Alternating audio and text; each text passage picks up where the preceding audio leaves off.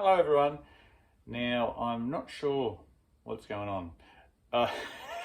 Well, kind of am.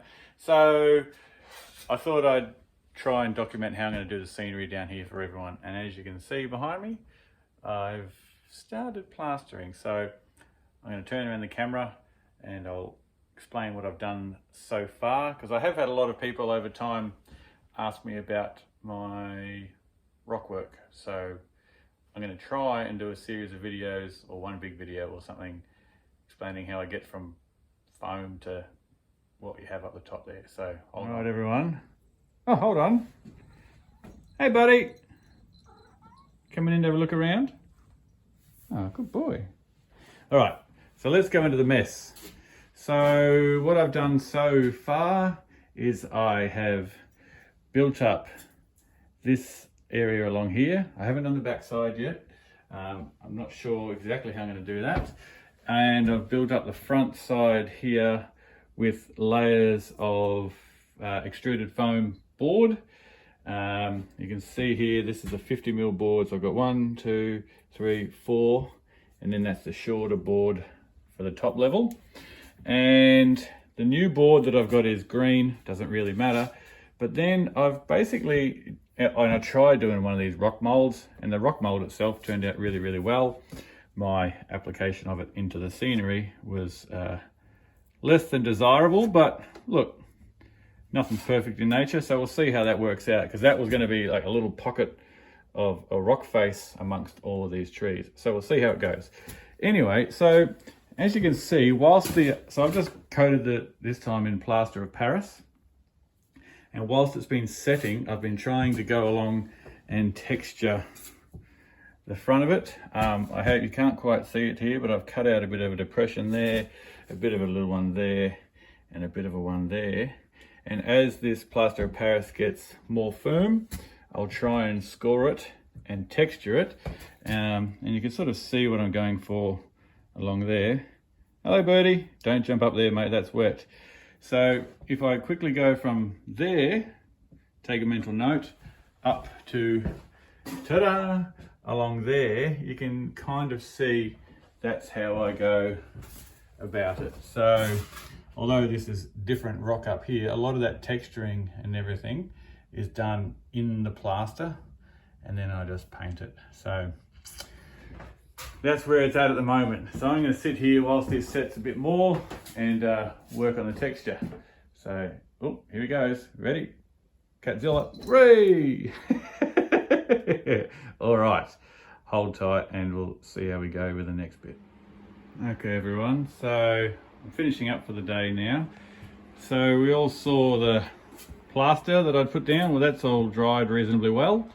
So what I've done, now this is all going to get covered with ground cover, but I wanted to get some colours down under it to hide any bits that get a bit thin or patchy that I don't do quite so well. But when you consider that there's going to be painted, then ground cover, and then pretty much coated in trees, it should be okay. So basically, anywhere that's green is going to be trees, right up to the edge here. And this is going to be some little scree slopes or something like that down through the trees. My little rock area there doesn't look too bad. We'll see how I go. And look, at the end of the day, scenery, if you're upset with it, you can always just cut it out and go again. And then I've just been adding some greys, a mixture of greys across the rock faces there. So all along the top here, I should actually put some green, because that's going to be ground cover as well. And then I'm going to probably carve more of this again and then paint it. And I am going to put some trees. I might cut in a bit or something and put some trees coming out of here. I don't want it, or maybe just foliage like I did up there.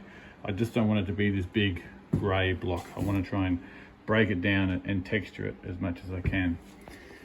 So, oh, and on the back here, so I'm setting this bit of foam here lower, and then I'll run another piece on the edge here and have this built up edge.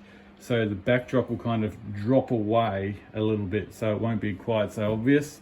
I'll have to figure out what I'm going to do to hide all the back there. But yeah, so the back will drop away, and then it won't be that sort of chikunk chikunk into the wall thing. So there you go, sound effects. All right, well, I've fed my horse for the day, put the goats away. Now it's time to go and feed myself. So yeah, you know, that looks like a G.I. Joe play set at the moment, but I'm hopeful that it will come out really, really well. I might even take some material up to the house tonight and make some trees whilst I watch a bit of telly. Righto. Okay everyone, so what I'm thinking I'll do is I'll do these videos on this new lot of scenery in sections. So that's the first section. Got the plaster down, got it painted. So tonight I'm going to start making trees. I've also got some Gauge Master Seafoam trees that I'm going to try and add in to add some different trees to the layout. So yeah, I'll add them up in series, I think.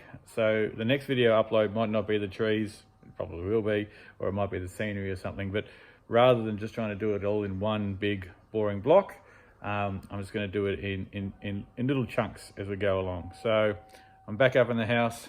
There's Minnie, our big Doberman Ridgeback, River, the original River, Ness down there, the dog that can't stay still, and our other dog, Oscar. He's an old man, he's not very well, but he's still an awesome dog. And there's another Kelpie lying around somewhere. So anyway, that's what I'm going to do. Oh, I'll get you away. So thanks for watching. Hello, McGarry, if you're watching, and I'll see you all again soon. Cheers.